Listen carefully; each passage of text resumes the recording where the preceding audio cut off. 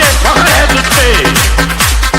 मुझे पूरा पूरा यकीन था कि शाका मारा जा सकता है लेकिन जिंदा नहीं पकड़ा जा सकता। आरबी बबलू सा पुष्कर।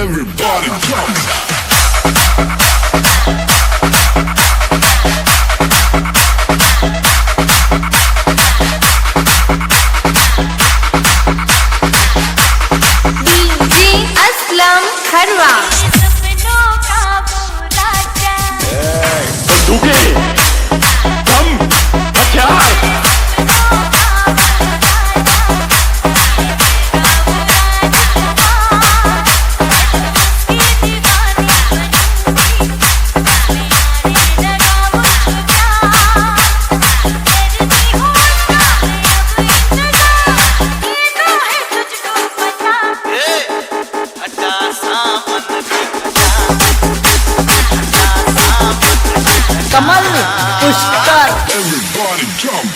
तुम्हें अच्छी तरह मालूम होना चाहिए कि तुम किसके सामने बैठे हो। हमें मालूम है, इसीलिए तो जूते तुम्हारे मुंह के सामने रखे हैं।